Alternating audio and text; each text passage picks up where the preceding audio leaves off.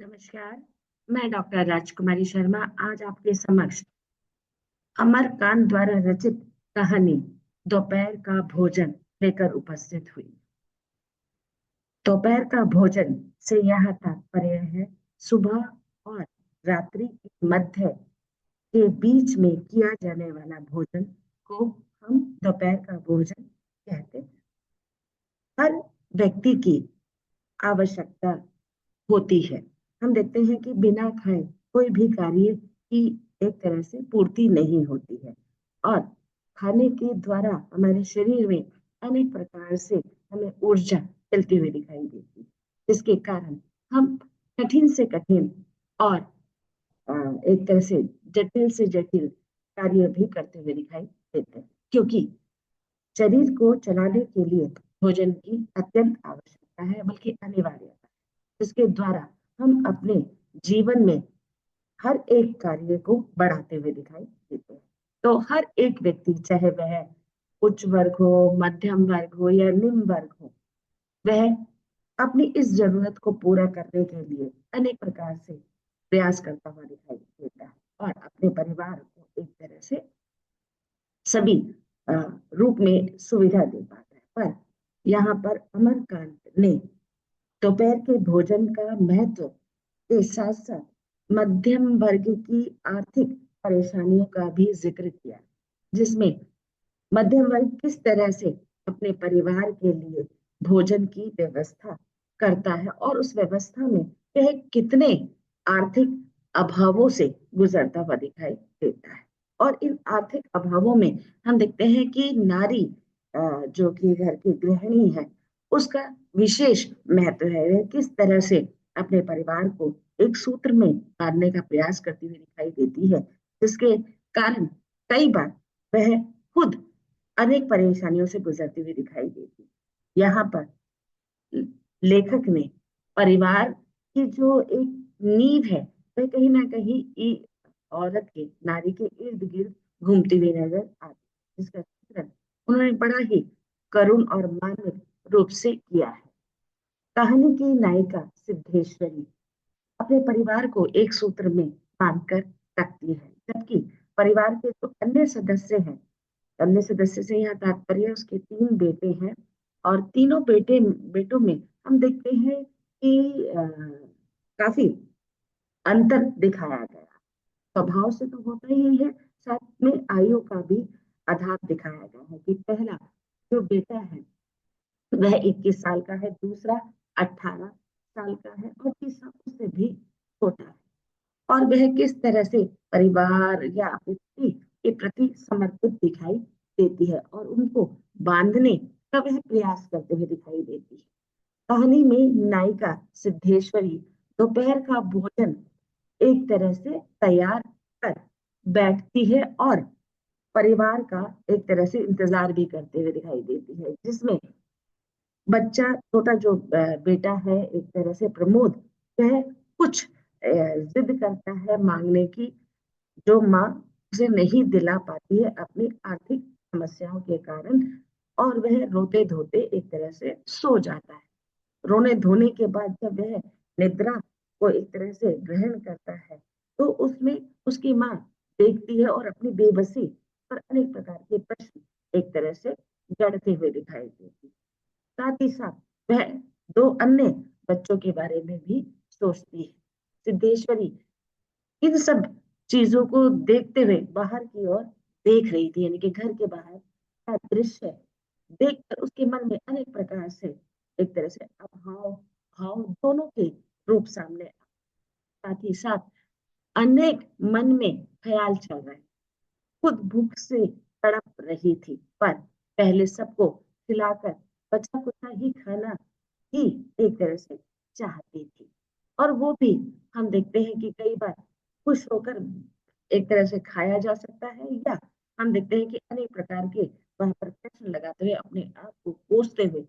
एक तरह से माहौल को देखती है। आर्थिक दिक्कतों के कारण अनेक प्रकार की परेशानियों से गुजरती है। सिद्धेश्वरी के 3 बेटे हैं, जैसे कि मैंने शुरुआत में कहा, और तीनों बेटों में वह एक तरह से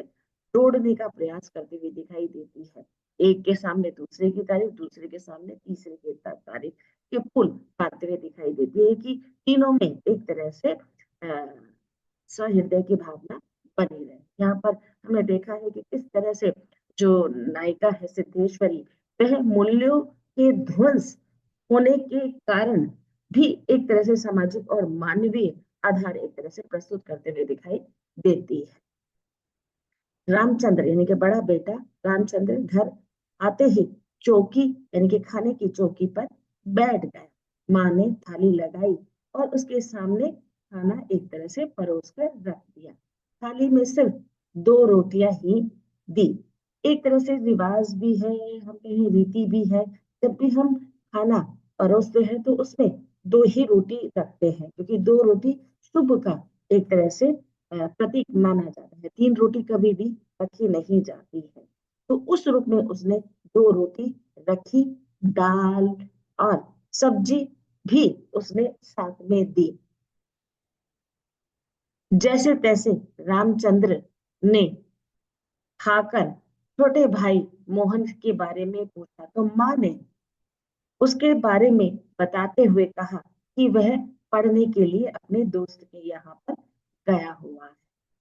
और उसके बारे में एक तरह से तारीफों के पुल बांधते हुए दिखाई देती है कि किस तरह से वह तुम्हारा एक तरह से तुम्हारी बड़ाई करता है, तुम्हारी प्रशंसा करता है, और कहता है कि रामचंद्र कितनी मेहनत करता है। ऐसे कर कर वह उसके पक्ष में बातें करते हुए दिखाई देती है, और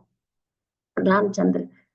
को एक तरह से जवाब हम देखते हैं, जब परिवार में हम रहते हैं तो एक दूसरे के व्यवहार से परिचित होते हैं। उस व्यवहार में हम देखते हैं कि हमारे बारे में कौन कैसा सोच रहा है, और माँ इस तरह के संवाद कहती है तो कहीं ना कहीं रामचंद्र के मन में मने से भाव आते हुए दिखाई देता है, पर वह जवाब से संतुष्ट था या नहीं था, पर उसने माँ की एक तरह से मन रखने के लिए बात वहां पर कह दी, और माँ ने भी अपनी बात तक पहुंचाई। ऐसे छोटा बेटा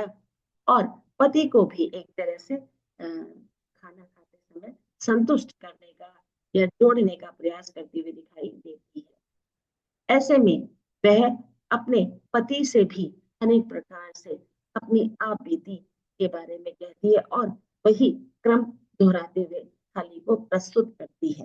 जिसमें हम देखते हैं 2 रोटी वह रखते हुए दिखाई देती है, और पति को कसम देते हुए कहती है कि मैं तीसरी रोटी जब एक और रोटी लेती हूँ। पर पति हर चीज से अवगत होता है तो वो कहता है कि नहीं, मुझे 2 ही रोटी खानी है, इससे ज्यादा नहीं खानी है। मैंने दाल या सब्जी खा ली है जिससे कि मेरा पेट भर गया है,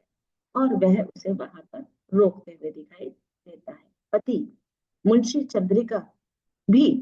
उसके व्यवहार से एक तरह से परिचित था। अंत में वह जब अपने लिए खाना परोसती है तो केवल एक ही रोटी बचती है, और एक रोटी में वह अपना और अपने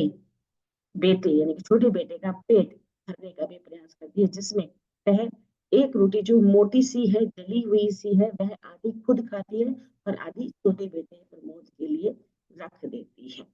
हम देखते हैं कि मध्यम वर्गीय परिवार में भोजन की या निम्न वर्गीय परिवार में भोजन की समस्या अनगिनत रूप से आते हुए दिखाई देती है, जिसका परिचय अमरकांत ने यहाँ पर दिया है कि इस तरह से व्यवहार के आधार पर या हम कहें आर्थिक समस्याओं के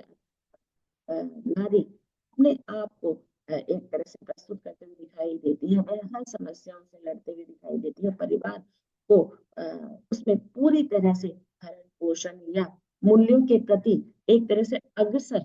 या उसके प्रति समर्पण होने का भाव भी एक तरह से जगाते हुए दिखाई देती है, जिसमें कहीं ना कहीं हम देखते हैं कि लेखक ने सामाजिक और मानवीय आधार पर मूल्यों का एक तरह से निर्माण किया है। भोजन की महत्ता हमारे जीवन में अ, अनेक प्रकार से, अगर भोजन हमें सही समय पर नहीं मिलता तो हमें अनेक प्रकार की परेशानियों का सामना करना पड़ता है, जिसके कारण शरीर तो स्वस्थ होता नहीं है, पर अन्य बीमारियां भी हमारे संसर्ग में एक तरह से हमें न्योता देते हुए दिखाई देती है। तो बड़े बुजुर्ग हमें कह गए हैं कि सुबह का खाना और दोपहर का खाना एक तरह से बहुत ही बढ़िया रूप में खाना है, कई प्रकार की आर्थिक परेशानियों के कारण पूरी तरह से हमें भोजन नहीं मिलता, जिसका खामियाजा हमें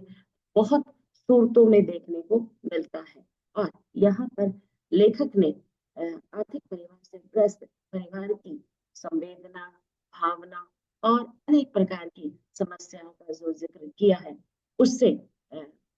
एक तरह से समाज में हो रही आर्थिक समस्या को भी दिखाया गया है, और भोजन सबसे बड़ी समस्या